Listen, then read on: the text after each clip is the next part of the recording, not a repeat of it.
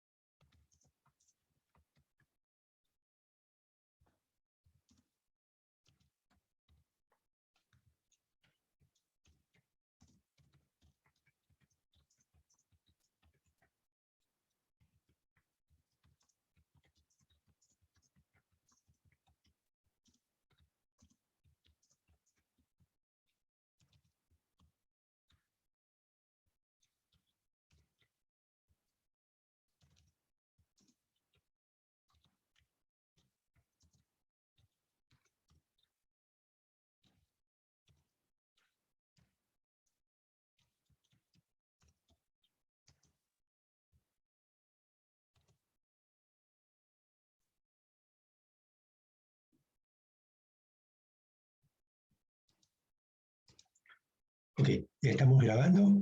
Vamos entonces a empezar. Estamos trabajando con el tema 3, organelos celulares, perdón, el tema, creo que el tema 2 no lo dice, organelos celulares asociados al manejo de la energía. Ya vimos los dos principales, solamente vamos a hacer un repaso rápido de lo que vimos en la clase pasada. A ver si lo logro ampliar.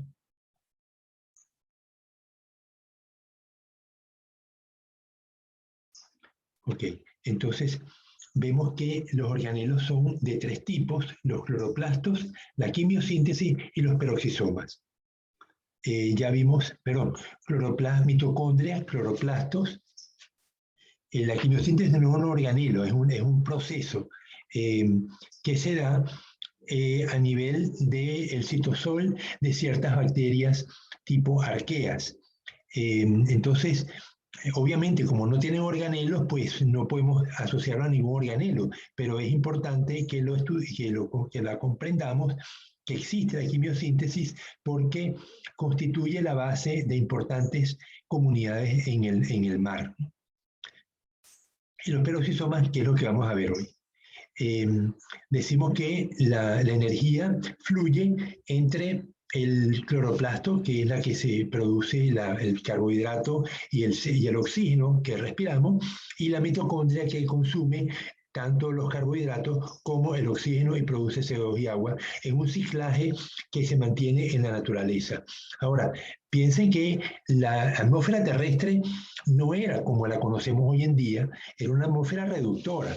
Hoy tenemos una atmósfera oxidante. Ese oxígeno derivó de la fotosíntesis. Tan pronto surgieron las primeras bacterias fotosintéticas, el oxígeno empezó a acumularse y la materia orgánica a descomponerse.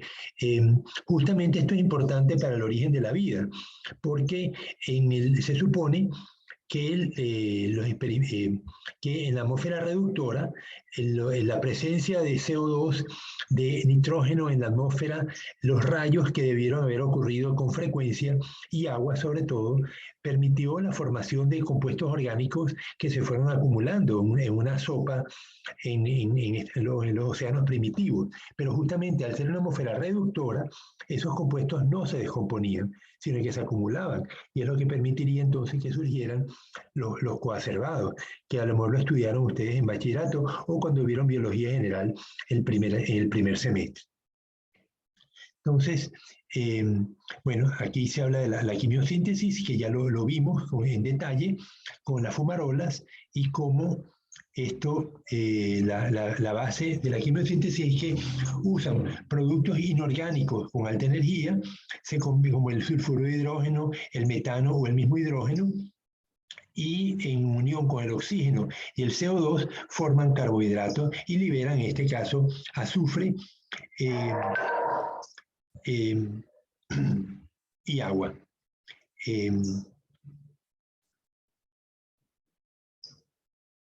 En el caso, pero estos procesos requieren oxígeno y el oxígeno se produce solamente en la fotosíntesis.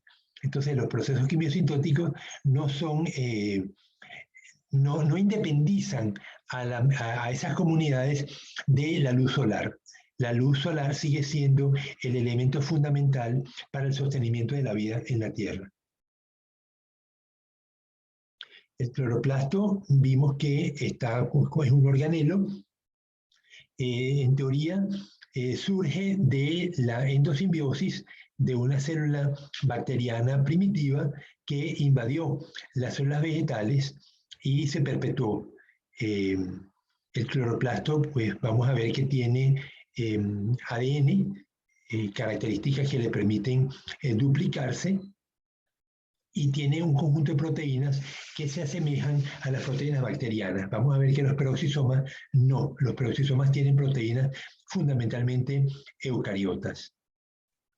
En el cloroplasto, el agua se va a hidrolizar en presencia de luz y va a producir oxígeno e hidrógeno. Ese hidrógeno va a formar parte del carbohidrato. El oxígeno se libera, mientras que en el proceso de excitación de un electrón y caída del electrón hacia su nivel más básico, se va a formar ATP, NADPH, que van a entrar al ciclo de Calvin para unirse al CO2 y formar la glucosa.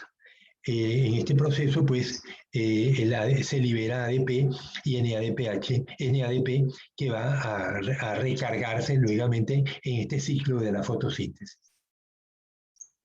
Aquí vimos dónde está localizado el cloroplasto en las células que tienen metabolismo C3.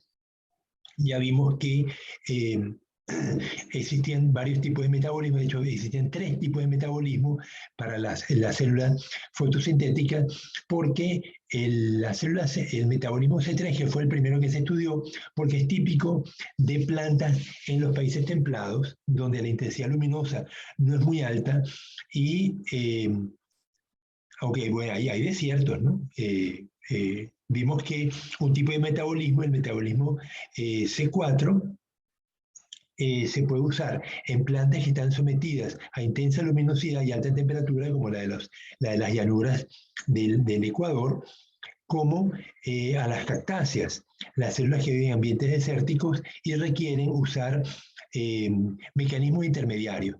En el caso de las células de las plantas de países templados, la fotosíntesis va a ocurrir en las células del mesohilo. Es decir, aquí estamos viendo el corte de una hoja, tenemos arriba el parénquima empalizada y abajo el parénquima esponjoso. Entre los grupos de células de parénquima esponjoso pues circula el aire, que es el que lleva el CO2 y el oxígeno, mientras que las células de la vaina perivascular no tienen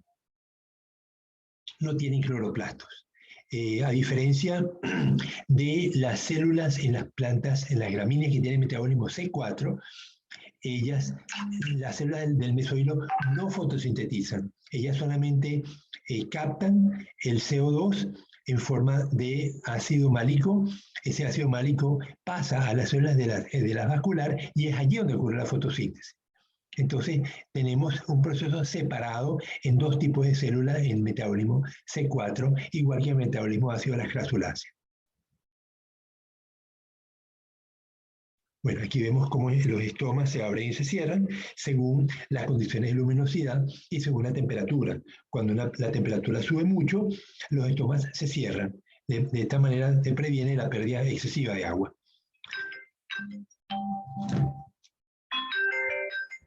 Ya me está llamando el decano, voy a suspender un momentito la clase.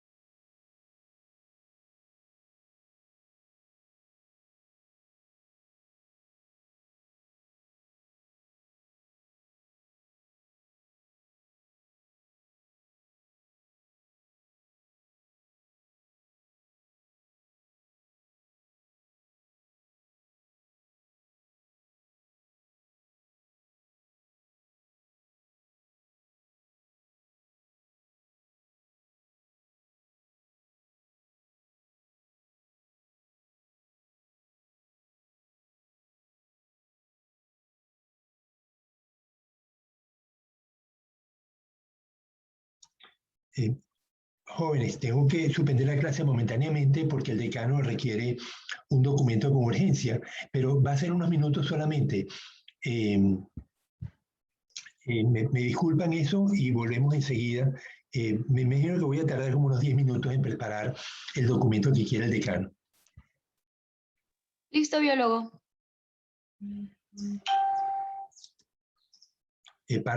Voy a parar la grabación.